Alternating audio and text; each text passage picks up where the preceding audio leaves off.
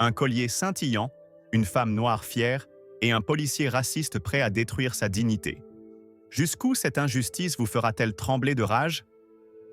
Dans les rues élégantes de Beaujolais, une ville française où le charme cache des préjugés tenaces, Aïssa Moreau, une femme noire d'une assurance éclatante, avance sous le soleil ardent.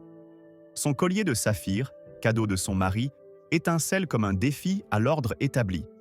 Ingénieure en intelligence artificielle, Aïssa vient de captiver un colloque sur l'éthique technologique, son badge professionnel encore épinglé à son sac. Mais ce bijou, symbole d'amour et de réussite, attire un regard venimeux. Un murmure hostile s'élève d'une foule de passants, attisé par un ragot local. Une femme noire portant un bijou si luxueux ne peut être qu'une voleuse. Cette rumeur, née de l'envie et du racisme, empoisonne l'air. Soudain, un policier, Victor Lemaire, l'interpelle avec un rictus méprisant, son regard chargé de haine. Ce collier, d'où vient-il? Les gens comme vous ne portent pas ça sans raison, crache-t-il, sa voix résonnant comme une gifle. Aïssa, indignée, sent la colère monter. Elle n'est pas seulement accusée, elle est jugée pour sa peau, son audace, son existence même. Chaque pas qu'elle fait, chaque mot qu'elle prononce, devient une rébellion contre un système qui cherche à l'écraser. La tension monte, l'injustice brûle, et ce n'est que le début d'un affrontement qui fera trembler Beaujolais. Avant de plonger dans ce récit brûlant, engagez-vous avec nous.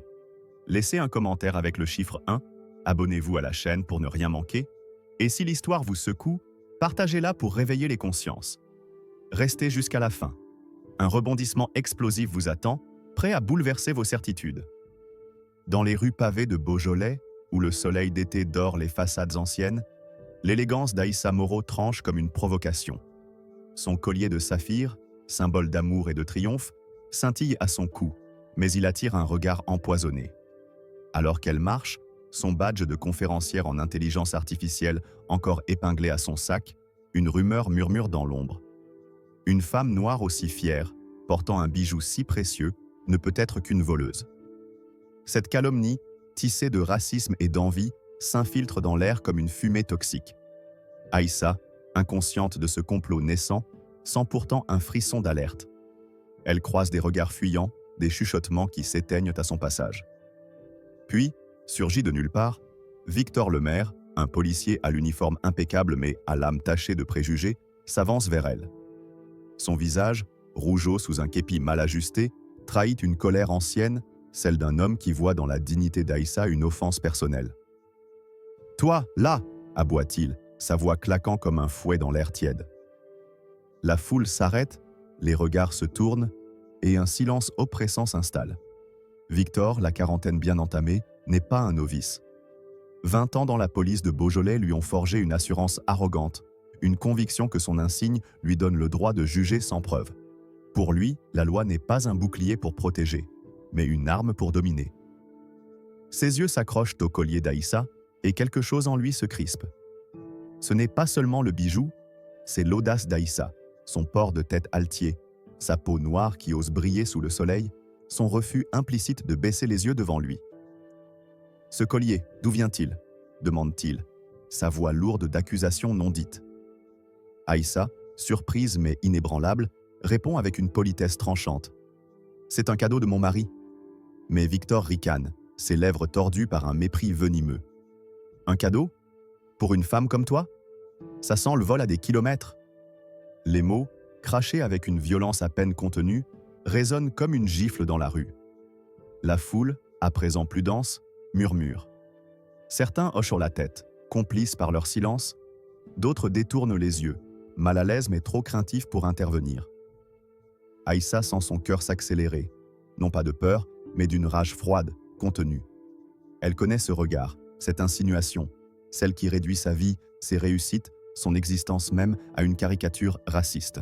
« Je suis ingénieure », dit-elle, levant légèrement son badge pour prouver son identité. Mais Victor n'y jette même pas un coup d'œil. « Ingénieur » ricane-t-il, sa voix dégoulinante de sarcasme. « Les gens comme toi ont toujours une belle histoire à raconter. Mais ici, c'est moi qui décide ce qui est vrai. » Il s'approche, envahissant son espace, son souffle chaud et aigre balayant son visage. « Ce bijou n'a rien à faire autour de ton cou », ajoute-t-il, plus bas, comme un secret empoisonné destiné à la briser. La foule retient son souffle, certains filment avec leur téléphone, d'autres murmurent des insultes voilées, renforçant l'hostilité ambiante. Aïssa, droite comme un chêne, refuse de plier. « Vous n'avez aucune raison de m'accuser », rétorque-t-elle, chaque mot pesé, aiguisé comme une lame. « C'est une insulte à ma dignité, et vous le savez. » Mais Victor, galvanisé par son pouvoir et l'attention des badauds, passe à l'acte. « Tu matches une description », ment-il sans ciller, inventant une plainte fictive de vol dans une boutique de luxe à 2 rues de là. Femme noire, collier ostentatoire, attitude arrogante, ça te va comme un gant? Le mensonge, proféré avec une assurance glaçante, fait monter la tension. Aïssa, furieuse, sent l'injustice lui brûler la poitrine. « Vous mentez, dit-elle, sa voix basse mais vibrante de colère. Je viens d'un colloque. Je n'ai rien volé. Vous me visez à cause de ma couleur de peau. » Victor, piqué au vif par sa résistance, perd tout semblant de retenue. « Les gens comme toi, toujours à jouer les victimes !» hurle-t-il, attirant encore plus de regards. Sa main se pose sur ses menottes, un geste menaçant, calculé. « Tu viens avec moi maintenant, ou ça va mal finir. » À cet instant, un détail inattendu intensifie le drame. Une adolescente dans la foule, tenant un téléphone, crie « Laissez-la tranquille, vous n'avez pas le droit !» Sa voix, tremblante mais courageuse, brise le silence complice des spectateurs. Victor, furieux, se tourne vers elle. « Toi, ferme-la, ou tu finis au poste aussi !» Cette menace contre une enfant fait basculer l'ambiance. Des murmures de désapprobation s'élèvent, mais personne n'ose intervenir directement. Aïssa, voyant la jeune fille trembler, sent sa rage décuplée. « Vous osez menacer une enfant ?» s'exclame-t-elle, sa voix montant comme un orage. « Votre pouvoir vous monte à la tête, mais vous ne m'intimiderez pas. » Cette réplique, chargée de défi, met Victor hors de lui. Il attrape le poignet d'Aïssa, le tordant brutalement pour passer les menottes, le métal froid mordant sa peau. La foule retient son souffle, certains filment, d'autres détournent les yeux, mais l'injustice est palpable, suffocante. Ce qui rend cette scène encore plus poignante, c'est l'ajout d'une valeur nouvelle. Aïssa, en plus d'être une professionnelle accomplie, est une figure locale connue pour son engagement dans des ateliers communautaires pour les jeunes marginalisés. Son arrestation n'est pas seulement une attaque contre elle, mais un affront à toute une communauté qui la voit comme un modèle. Les murmures dans la foule ne parlent pas seulement de son collier, mais de son travail, de sa voix, de son refus de se plier aux stéréotypes. Cette dimension amplifie l'indignation. Victor ne s'attaque pas seulement à une femme, mais à un symbole d'espoir pour ceux que le système ignore. Chaque clic des menottes résonne comme une déclaration de guerre contre l'égalité, et la colère d'Aïssa, contenue mais explosive, devient le cri d'une communauté entière. Alors que Victor la pousse vers sa voiture de patrouille, un grondement sourd monte dans la foule. Un mélange de peur, de honte et de révolte. Aïssa, les poignets liés, garde la tête haute, ses yeux lançant des éclairs. Elle sait que ce moment, aussi humiliant soit-il, n'est que le prélude à une tempête bien plus grande. Alors que le soleil décline sur Beaujolais, peignant les rues d'une lumière orangée, l'arrestation brutale d'Aïssa Moreau transforme la quiétude de la ville en un théâtre d'indignation. Les menottes mordent ses poignets, et le rictus de Victor Lemaire, le policier aux préjugés venimeux, trahit une satisfaction perverse. La foule, figée sur le trottoir, oscille entre curiosité malsaine et silence coupable. Les murmures s'intensifient, certains approuvant l'acte de Victor, d'autres détournant les yeux, incapables d'affronter l'injustice qui se joue sous leurs regards. Aïssa, son collier de saphir scintillant comme un défi, refuse de plier.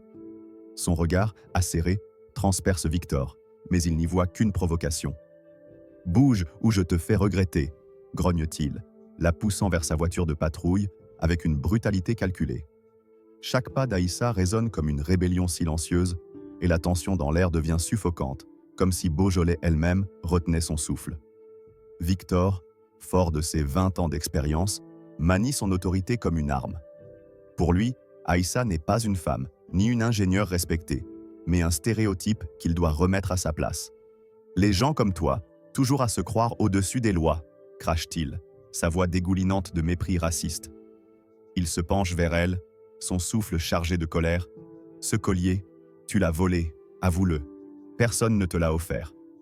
Ces mots, distillés avec une haine viscérale, ne visent pas seulement à accuser, mais à déshumaniser. Aïssa, le cœur battant à tout rompre, sent une rage incandescente monter en elle. Vous n'avez aucune preuve, rétorque-t-elle, sa voix ferme malgré la douleur des menottes. Vous m'arrêtez parce que je suis noir et que je refuse de baisser la tête devant vos préjugés. Victor, piqué par son audace, resserre son emprise, faisant craquer les menottes plus fort. Garde ta grande gueule, siffle-t-il. Ici, c'est moi qui décide ce qui est juste. Un élément nouveau enflamme la scène. Au moment où Victor pousse Aïssa vers la voiture, un vieil homme, Monsieur Dubois, un ancien libraire connu dans Beaujolais pour son franc-parler, s'avance depuis la foule. Ses mains tremblent de colère, mais sa voix tonne. Vous n'avez pas honte?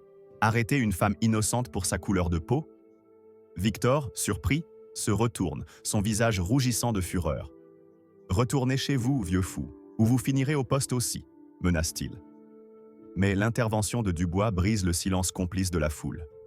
Une jeune femme, tenant un bébé, murmure à son amie « C'est Aïssa, celle qui aide nos enfants à l'école. Elle ne mérite pas ça. » Ces mots, bien que chuchotés, sèment une graine de révolte. La foule commence à s'agiter, des voix s'élèvent, certaines criant « Laissez-la !» d'autres filmant la scène avec leur téléphone. Cette montée de tension, alimentée par l'injustice criante, transforme la rue en une poudrière prête à exploser. Aïssa, malgré la douleur et l'humiliation, reste inébranlable. Elle sait que chaque mot de Victor, chaque geste brutal, est une tentative de la réduire à un cliché raciste. Mais elle est plus qu'une victime. Elle est une figure d'espoir pour les jeunes de Beaujolais, celle qui organise des ateliers pour enseigner la programmation aux enfants marginalisés, celle qui prouve que la réussite n'a pas de couleur. Cette arrestation n'est pas seulement une attaque contre elle, mais contre tout ce qu'elle représente. « Vous ne me briserez pas », murmure-t-elle, assez fort pour que Victor l'entende. Ces mots, chargés d'une dignité indomptable, le font vaciller un instant. Mais sa rage reprend le dessus. « On verra ça au poste », grogne-t-il, la poussant dans la voiture avec une force qui fait claquer la portière comme un coup de feu. La valeur nouvelle de cette scène réside dans l'impact communautaire d'Aïssa. Son arrestation n'est pas un incident isolé, mais une blessure infligée à une ville entière. Les habitants de Beaujolais, souvent divisés par les préjugés, commencent à se rassembler face à cette injustice. L'intervention de M. Dubois, suivie par les murmures de la foule, marque un tournant. Ce n'est plus seulement l'histoire d'Aïssa, mais celle d'une communauté qui commence à refuser le silence. Cette dynamique ajoute une couche de dramatisme, car l'arrestation devient un catalyseur pour un soulèvement collectif. Chaque regard dans la foule, chaque téléphone levé, chaque voix qui s'élève amplifie la pression sur Victor. Il sent le poids des regards, mais sa fierté mal placée l'empêche de reculer.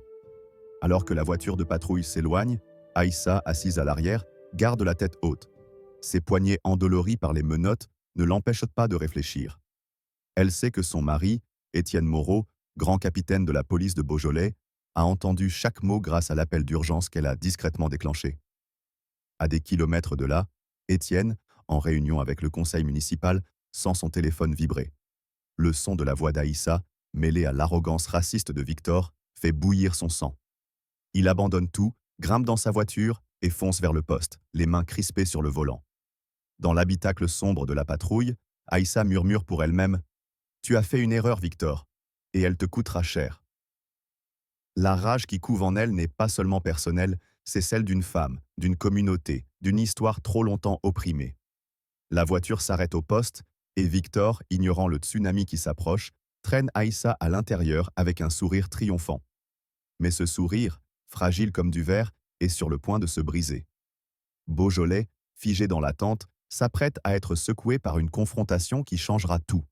Alors que la voiture de patrouille de Victor Lemaire s'éloigne dans les rues de Beaujolais, emportant Aïssa Moreau vers un destin incertain, l'atmosphère de la ville semble se figer dans une tension suffocante. Les pavés, encore chauds du soleil couchant, résonnent du grondement sourd de la foule, partagé entre indignation et silence complice. À l'arrière du véhicule, Aïssa, les poignets meurtris par les menottes, garde un regard d'acier, sa dignité intacte malgré l'humiliation. Victor, au volant, arbore un sourire arrogant, convaincu que son pouvoir est absolu. Il ne sait pas encore qu'un orage approche, portée par un homme dont la colère pourrait faire vaciller les fondations mêmes de Beaujolais. Aïssa, dans l'ombre de l'habitacle, sent son cœur battre comme un tambour de guerre. Elle n'est pas seulement une victime, elle est une combattante, une figure d'espoir pour sa communauté. Et elle sait que chaque seconde qui passe rapproche l'instant où la vérité éclatera. Dans un geste furtif, Aïssa, avec une précision calculée, avait activé l'appel d'urgence sur sa montre intelligente avant que Victor ne la pousse dans la voiture. Chaque mot raciste, chaque insulte crachée par le policier est capté et transmis directement à son mari, Étienne Moreau, capitaine respecté de la police de Beaujolais. À cet instant précis, Étienne se trouve dans une salle de réunion du conseil municipal, discutant des réformes communautaires. Son téléphone vibre dans sa poche, un signal discret mais urgent. Lorsqu'il voit le nom d'Aïssa, son instinct s'éveille. Puis, il entend la voix de sa femme, ferme mais tendue, défiant Victor, et les paroles venimeuses de ce dernier. « Les gens comme toi n'ont rien à faire avec un bijou pareil. » La fureur monte en Étienne comme une vague déferlante. Ses poings se serrent, ses mâchoires se crispent, et la pièce autour de lui semble s'effacer. Il se lève, abandonnant la réunion sans un mot, et fonce vers sa voiture, le moteur rugissant alors qu'il traverse Beaujolais à toute allure, chaque kilomètre alimentant sa rage. Ce qui rend cette scène particulièrement dramatique, c'est l'ajout d'un élément inattendu. Alors qu'Étienne approche du poste, il reçoit un message vocal d'un collègue, Clément, un jeune officier qui a assisté à l'arrestation depuis le bord de la rue. Clément, bouleversé, murmure dans l'enregistrement « Capitaine, c'est Aïssa. Victor l'a arrêté sans raison. Il l'a humilié devant tout le monde. Il a dit des choses terribles sur sa couleur de peau. Je n'ai pas pu intervenir, mais vous devez savoir. » Ce message, chargé de honte et de courage, intensifie la colère d'Étienne. Il n'est plus seulement un mari, il est le gardien d'une justice bafouée, et l'idée que même un collègue ait été témoin de cette ignominie sans agir le rend fou de rage. Il écrase l'accélérateur, les pneus crissant sur les pavés, tandis que des images d'Aïssa, sa force, son amour, son combat pour les jeunes de Beaujolais, défilent dans son esprit. La valeur nouvelle de cette scène réside dans la dimension collective de l'injustice. Aïssa n'est pas seulement une femme arrêtée à tort, elle est une icône locale, une femme qui a dédié sa vie à enseigner aux enfants marginalisés, à briser les stéréotypes par son excellence. Son arrestation est une attaque contre une communauté entière, et le message de Clément révèle une vérité glaçante. Même ceux qui savent ce qui est juste peuvent rester paralysés par la peur. Cette dynamique ajoute une couche de tension, car l'histoire d'Aïssa devient le cri d'une ville confrontée à ses propres failles. La colère d'Étienne n'est pas seulement personnelle, elle est celle d'un homme qui porte le poids de protéger non seulement sa femme, mais aussi l'espoir qu'elle incarne. Pendant ce temps, au poste de police, Victor traîne Aïssa à l'intérieur avec une brutalité ostentatoire. Les officiers présents, habitués à son autorité arrogante, détournent les yeux, mais une jeune recrue, Sophie, fronce les sourcils, troublée par la scène. « Quelle est l'accusation » demande-t-elle timidement. Victor ricane, jetant Aïssa contre un mur. Vol présumé, attitude suspecte et trop d'arrogance pour son propre bien, répond-il, sa voix dégoulinante de mépris. Sophie, mal à l'aise, insiste. A-t-elle résisté? Victor, agacé, se retourne. Elle a osé ouvrir la bouche, c'est assez pour moi. Aïssa, bien que menottée, redresse la tête et fixe Victor.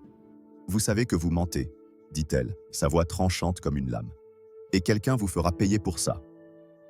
Ces mots, prononcés avec une assurance froide, font vaciller Victor un instant, mais il se ressaisit, la poussant vers une cellule. À l'extérieur, le rugissement d'une voiture interrompt le silence. Étienne surgit, son uniforme impeccable contrastant avec la tempête qui brûle dans ses yeux. Il ne court pas, il ne crie pas. Il avance avec une autorité qui fait taire le poste entier. Les officiers se figent, sentant l'orage approcher. Victor, inconscient de la présence d'Étienne, continue de parader, vantant son arrestation comme un trophée. Mais lorsqu'il se retourne et voit le capitaine, son sourire s'efface, remplacé par une pâleur mortelle. « Capitaine » balbutie-t-il, mais Étienne le coupe, sa voix basse et glaciale, « Tu as arrêté ma femme. » Ces mots, lourds comme un verdict, font trembler la pièce. Sophie, les yeux écarquillés, recule, tandis que les autres officiers échangent des regards nerveux. La colère d'Étienne, contenue mais explosive, promet une confrontation qui ébranlera Beaujolais. Aïssa, depuis sa cellule, entend la voix de son mari et un sourire discret se dessine sur ses lèvres. L'injustice de Victor est sur le point de rencontrer son jugement. Dans l'enceinte du poste de police de Beaujolais, l'air est saturé d'une tension électrique, comme si le bâtiment lui-même retenait son souffle. Les néons bourdonnent faiblement, mais leur lumière crue ne parvient pas à dissiper l'ombre pesante de l'injustice qui plane. Aïssa Moreau, menottée, est assise dans une cellule, son collier de saphir scintillant comme un défi silencieux. Ses poignets, rougis par les menottes, palpitent de douleur, mais son visage reste impassible, ses yeux brûlants d'une rage contenue. À l'extérieur de la cellule, Victor Le Maire parade, son arrogance intacte, vantant son arrestation comme un exploit. Une voleuse, une arrogante, ricane-t-il à l'intention de ses collègues, ignorant leur regard gêné. Mais ce qu'il ne voit pas, c'est l'orage qui s'approche. Étienne Moreau, capitaine de la police, franchit les portes du poste avec une démarche qui fait trembler le sol. Son uniforme est impeccable, mais c'est son regard, dur comme l'acier, qui impose le silence.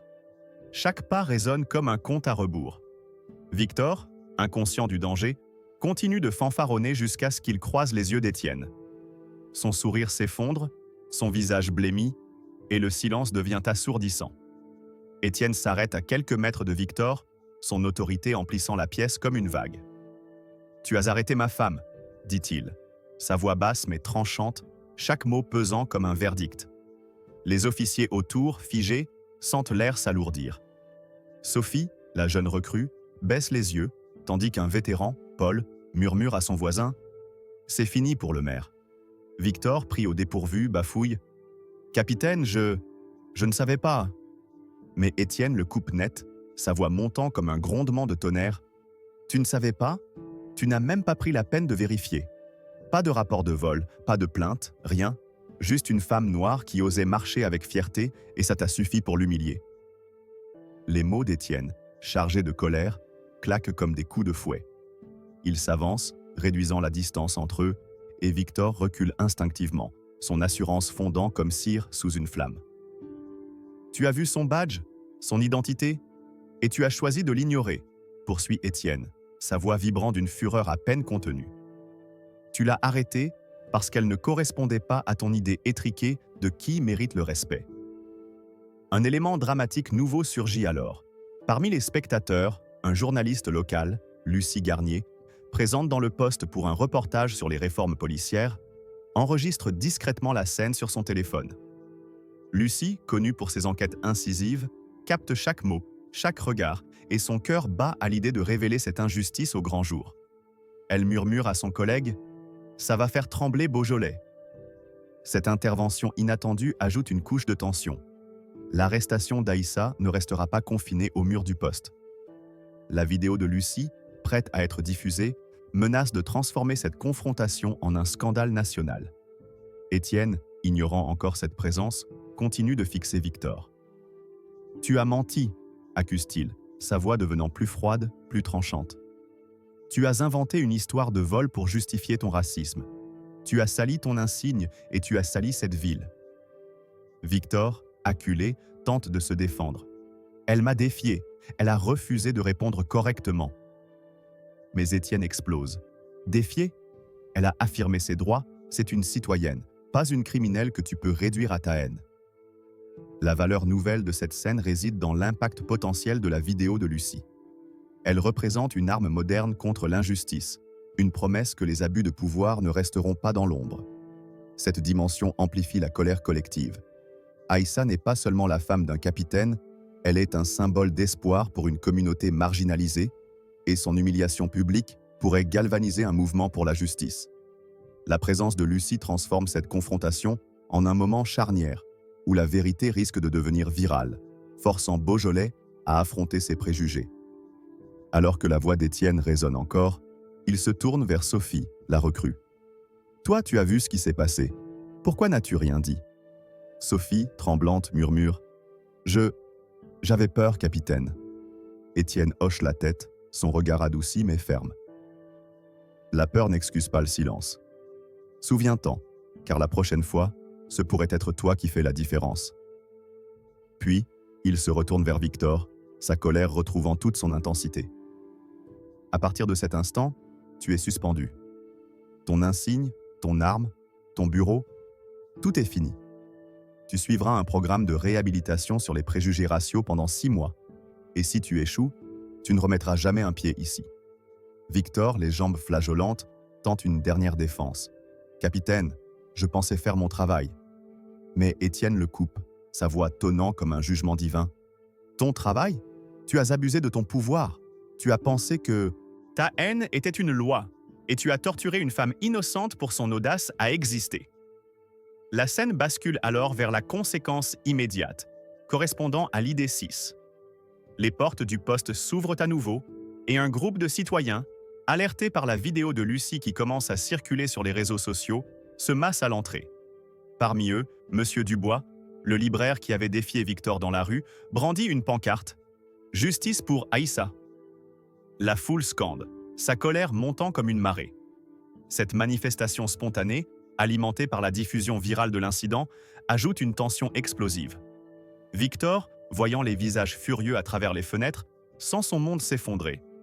Il enlève son insigne, les mains tremblantes, et le tend à Étienne, qui le prend sans un mot. Aïssa, depuis sa cellule, entend les cris de la foule et sent une lueur d'espoir percer sa rage. Elle se lève, toujours menottée, et s'approche des barreaux. « Ouvre cette cellule », ordonne Étienne à un officier. La porte s'ouvre et Aïssa sort, son regard croisant celui de son mari. Sans un mot, elle hoche la tête, une promesse silencieuse qu'ils ne laisseront pas cette injustice impunie. Mais le moment clé arrive lorsque Aïssa s'adresse directement à Victor.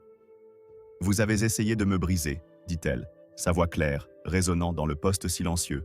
« Vous avez cru que ma couleur de peau faisait de moi une cible facile, mais je suis plus forte que vos préjugés, et cette ville le verra. » Ces mots, chargés d'une dignité inébranlable, frappent Victor comme un coup physique. Il baisse les yeux, incapable de soutenir son regard. Étienne, à ses côtés, ajoute « Ce n'est pas seulement ma femme que tu as attaquée, c'est chaque personne qui a cru en la justice dans cette ville. » La foule dehors scande plus fort, leur voix pénétrant les murs. Lucie, toujours en train de filmer, capture ce moment, consciente que cette vidéo deviendra un cri de ralliement. La valeur ajoutée ici est la mobilisation communautaire immédiate, amplifiée par la puissance des réseaux sociaux. L'histoire d'Aïssa devient un catalyseur pour un mouvement plus large où les citoyens de Beaujolais, souvent divisés, s'unissent contre l'injustice. Cette dimension moderne, combinée à la confrontation dramatique entre Étienne et Victor, intensifie l'émotion et donne un poids universel à l'incident. Alors qu'Aïssa et Étienne quittent le poste, main dans la main, la foule s'écarte pour les laisser passer, leur cri devenant un hymne à la justice. Victor, seul, regarde son insigne dans la main d'Étienne, et pour la première fois, il ressent le poids de sa propre honte. Beaujolais, secoué par cette journée, ne sera plus jamais la même. Les murs gris du centre de réhabilitation à Lyon, à 1 heure de Beaujolais, semblent absorber la lumière, ne laissant qu'un froid stérile dans la salle où Victor Lemaire prend place. Suspendu après l'arrestation scandaleuse d'Aïssa Moreau, il est un homme brisé, son arrogance d'antan réduite à une coquille vide. L'incident, capturé par la vidéo virale de Lucie Garnier, a enflammé les réseaux sociaux, transformant Beaujolais en un épicentre de colère et de revendications. Les pancartes brandies par Monsieur Dubois et la foule devant le poste de police résonnent encore dans l'esprit de Victor, comme un écho de sa chute. Assis dans une chaise en plastique qui grince sous son poids, il serre un clipboard, hésitant à écrire la raison de sa présence: profilage racial, mensonge, abus de pouvoir. Ses mains tremblent, son visage est marqué par des nuits sans sommeil, et la honte, comme une lame, s'enfonce plus profondément à chaque regard des autres participants. La salle, un cercle de chaises austères, est remplie de visages divers. Une femme maghrébine aux bras croisés, un jeune homme noir au regard perçant, une assistante sociale aux notes méticuleuses. Tous partagent un silence lourd, brisé seulement par l'entrée de Dr Amélie Dubois, une psychologue aux cheveux poivre et sel, dont les yeux semblent lire l'âme. Sans un sourire, elle lance « Commençons ». Victor, autrefois si sûr de son autorité, se sent nu sous ses regards. La session débute avec Fatima, une mère de famille, qui raconte comment un contrôle policier pour un feu arrière soi-disant défectueux a conduit à une enquête des services sociaux. « Ma fille a cru que je l'avais abandonnée », murmure-t-elle, sa voix tremblante de douleur. Puis, Malik, un étudiant, partage son histoire. À 14 ans, il a été plaqué au sol pour avoir couru dans un parc, accusé d'être un voyou à cause de sa peau. Chaque témoignage est une lame qui tranche dans la conscience de Victor. Il baisse les yeux, mais les mots s'infiltrent, implacables. Quand vient son tour, docteur? Dubois le fixe. Pourquoi êtes-vous ici, monsieur le maire? Il déglutit, la gorge sèche. J'ai fait une erreur, balbutie-t-il. J'ai accusé une femme sans preuve. La psychologue, implacable, insiste. Pourquoi elle? Qu'est-ce qui vous a poussé à la viser? Victor hésite, les visages autour de lui attendant, jugeant. Son collier? Sa confiance? Elle ne semblait pas avoir peur de moi, avoue-t-il, sa voix se brisant. Ça m'a mis en colère. Un murmure parcourt la salle, un mélange de dégoût et de lassitude. Docteur Dubois, sans ciller, répond. Cette colère, elle vient d'où? Creuser. Pour la première fois, Victor sent la vérité le rattraper, comme une ombre qu'il ne peut plus fuir. Un élément dramatique inédit surgit alors. Parmi les participants, une femme, Nadia, révèle qu'elle connaît Aïssa. Elle a aidé mon fils à obtenir une bourse pour coder, dit-elle, les larmes aux yeux. Et vous l'avez traitée comme une criminelle. Cette connexion personnelle entre Aïssa et un membre du groupe fait basculer la dynamique. Victor, déjà ébranlé, sent le poids de son acte s'alourdir. Il n'a pas seulement humilié une femme, il a attaqué une figure qui a changé des vies. La salle devient un tribunal informel, chaque histoire amplifiant l'indignation. Victor, acculé, commence à écrire cette nuit-là dans un motel miteux, un journal où il confesse sa haine, sa peur de perdre le contrôle face à la dignité d'Aïssa. Je voulais la punir pour son assurance, griffonne-t-il, les mots tremblants d'une vérité brute. Lors de la session suivante, il lit son texte à haute voix, sa voix cassée, les larmes coulant sans retenue. Personne n'applaudit, mais docteur. Dubois hoche la tête. C'est le début, pas la fin. La valeur nouvelle ici est la transformation introspective de Victor, confronté non seulement à ses propres préjugés, mais à l'impact direct de ses actions sur une communauté interconnectée. L'histoire de Nadia ajoute une dimension humaine, montrant qu'Aïssa n'est pas une victime isolée, mais un pilier pour les autres. Ce lien personnel intensifie la honte de Victor, rendant son chemin vers la rédemption plus complexe et poignant. La vidéo de Lucie, toujours virale, maintient la pression publique, forçant Victor à affronter non seulement ses pairs, mais une ville entière qui exige des comptes. Une femme qui refuse de pardonner, une ville en quête de changement, la justice peut-elle naître d'une blessure aussi profonde? Des mois plus tard, Beaujolais s'éveille sous un ciel d'automne gris, les feuilles dorées tombant comme des fragments d'un passé fracturé. Victor, changé mais marqué, revient au poste de police, non plus comme un officier triomphant, mais comme un homme en probation, chargé de tâches communautaires. Son uniforme est remplacé par une chemise bleue et un badge de liaison communautaire. Il passe ses journées à distribuer des flyers dans les écoles, expliquant aux jeunes leurs droits face à la police. Chaque regard méfiant des parents, chaque murmure des adolescents est un rappel de son passé. Un jour, une mère, Marie, le confronte. « Vous souvenez-vous des vies que vous avez brisées ?» Victor, sans fléchir, répond « Oui, et c'est pourquoi je suis ici. » Sa voix, autrefois arrogante, porte une humilité nouvelle, forgée dans la douleur de l'introspection. Lors d'un gala annuel pour les réformes communautaires, la tension atteint son paroxysme. Aïssa et Étienne Moreau arrivent, élégants et imposants, elle dans une robe émeraude, lui dans un costume sombre. Leur présence attire tous les regards, mais aussi une appréhension palpable. Victor, relégué au fond de la salle, sent son cœur s'accélérer lorsqu'Aïssa s'approche de lui. La foule retient son souffle, consciente que ce moment est un jugement. « J'ai entendu dire que vous essayez de changer, » dit-elle, sa voix calme mais acérée. « Mais essayer ne suffit pas. Vous m'avez volé ma dignité ce jour-là, devant tout Beaujolais. » Victor, les yeux baissés, murmure « Je ne mérite pas votre pardon. » Aïssa hoche la tête. « Le pardon n'est pas un prix à gagner. Mais je crois que les gens peuvent changer pour ceux qui viendront après nous. Continuez, et peut-être qu'un jour, quelqu'un comme moi n'aura plus à craindre quelqu'un comme vous. » Un rebondissement dramatique survient alors. Lucie Garnier, la journaliste, prend la parole au gala, projetant des extraits de sa vidéo désormais célèbre, suivis de témoignages de jeunes que Aïssa a aidés. L'écran montre un adolescent, Karim, qui déclare « Sans Aïssa, je n'aurais jamais cru en moi. Elle m'a appris à coder, à rêver. » La foule, émue, applaudit, mais les yeux se tournent vers Victor qui reste immobile, les larmes coulant silencieusement. Ce moment, amplifié par la présence des médias, transforme l'histoire d'Aïssa en un symbole national de résilience et de justice. Étienne, montant sur scène, prononce un discours poignant. Le pouvoir d'un insigne ne réside pas dans la domination, mais dans la responsabilité. Nous ne sommes pas définis par nos pires moments, mais par ce que nous faisons pour les réparer. Ces mots, adressés autant à Victor qu'à la ville, résonnent comme un appel à l'action. La valeur nouvelle de cette conclusion est l'impact transformateur d'une communauté unie. La vidéo de Lucie et les témoignages des jeunes montrent que l'histoire d'Aïssa a inspiré un mouvement plus large, où les citoyens de Beaujolais s'engagent pour un changement systémique. Victor, bien qu'en probation, devient un exemple de ce que la rédemption exige. Un travail constant, sans attente de gloire. Des années plus tard, une plaque est érigée au poste, dédiée aux voix qui ont exigé mieux. Victor, passant devant chaque jour, ne lit pas les noms, mais fixe l'espace vide en dessous, un rappel qu'il doit continuer à construire, à réparer, à mériter sa place dans une ville qu'il a autrefois trahie.